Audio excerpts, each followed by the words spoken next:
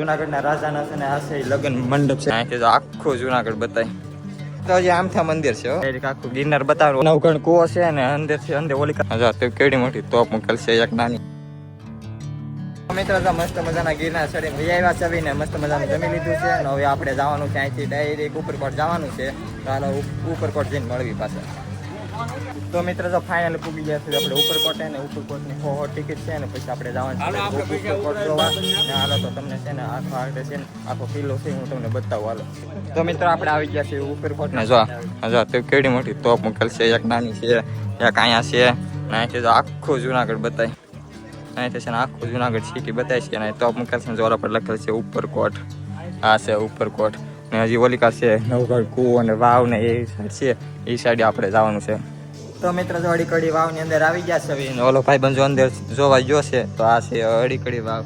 ને અહીંથી જોઈ લેજો કેટલી ઊંડી છે. જો કેટલી ઊંડી છે અડીકડીની વાવ.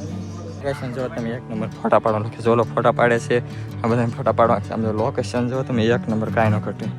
અહીંયા જો પછી આપણે અહીંયા ફોટા પાડવા જવાનું છે મસ્ત મજાનું. તો મિત્રો જો આપણે અડીકડી વાવ જોઈ છે ને આપણે ઓલિકાથી અંદર ગઈ છે ને જો આ સાઈડથી છે ને બીજી સાઈડથી જો અડીકડીની વાવ છે. તો હાવસ છે ને એકદમ રિયલી હાવસ જો આમ અહીંયા મસ્ત મજાના ફોટા પાડવાના છે આપણે હાવસ પડખે.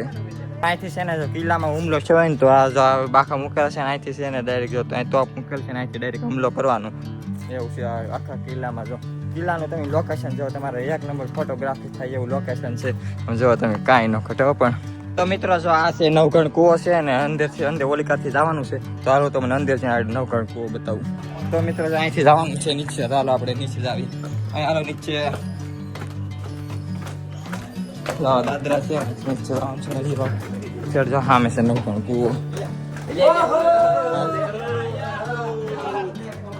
હા ફરક એટલે જો આ છે ને નવગણ કુવો છે. અહીંથી નીચે જવાનું છે પણ આપણે નીચે ને જવું છે. દાદરા છે લાડબરના એટલે છે ને આપણે અહીંથી તમને નવગણ કુવો બતાવી દેવાનું. અહીંથી તમને બતાવું જો આ છે નવગણ કુવો. જોઈ લો મિત્રો આ છે નવગણ કુવો. અહીંથી તો અંદર જવાનું એટલે બાખામાં હા હેઠે લગન જવાનું પણ છે ને હેઠે અંધારું છે એટલે આપણે જવું નથી. તો મિત્રો જો ઓલ ઓર છે ને નાથી સાફ છે ને અહીંથી ડાયરેક્ટ આવડું હશે ઝૂમિંગનું એમાં નાથી ડાયરેક્ટ આખું ગિરનાર બતાવ્યું. ઓલી નવગણ કુવો છે ને અહીંયા છે જો આ છે ને અન્નના ભંડાર છે.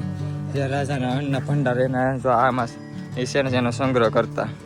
તો મિત્રો આ છે ને રાજાનો મહેલ છે. જુનાગઢના રાજાનો મહેલ છે ને હાલો આપણે અંદર જ આવી એના લગ્નનો માંડવો ને બધું ચાલો તમને આપણે બધું બતાવું. તો મિત્રો જો આ છે ને એ બધી જૂની વસ્તુઓ છે.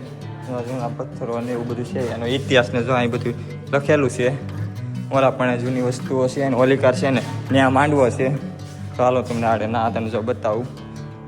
તો આ બધી જૂની વસ્તુઓ છે મહેલ મધ્ય રાખેલ છે. આ જે તોપ છે જે ભાંગી ગઈ હતી એ તોપ છે અહીં મૂકેલી ને અંદર જઈને હાલો તમને બતાવું. જુનાગઢના રાજાના છે ને આ છે લગ્ન મંડપ છે. બીજા માળે છે તો છે ને રાજાનો લગ્ન મંડપ છે. એક આ સાઈડ છે ઓલા પણ છે જો તમે જોઈ લો. આજે આપણે તાર લગ્નમાં જે બધી વાવ જોઈએ ને એ બધી જો રિનોવેશન કરેલી છે. આ જે છે પહેલાં આવી હતી ને રિનોવેશન કરીને પછી જો આવી કરેલી છે. તો બધી વાવ રિનોવેશન કરેલ છે. આ મહેલ પણ જો થોડો ઘણો રિનોવેશન કરેલો છે. તો એક નંબર છે ને પણ. તો મિત્રો તમને જો આ તળાવ બતાવે છે ને એમ કહેવામાં આવે છે કે જ્યારે જુનાગઢમાં વરસાદ ન આવતો ને ત્યારે આખા જુનાગઢને છે ને આ એક તળાવમાંથી પાણી છે ને આખા જુનાગઢને પૂરું પડી રહેતું. તો મિત્રો છે ને આપણે જો છે ને મસ્ત મજાનું ઉપરકોટ આખું ફરી લીધું છે. તો વિડીયો ગમ્યો હોય તો લાઈક શેર અને સબસ્ક્રાઈબ કરવાનું ભૂલતા નહીં.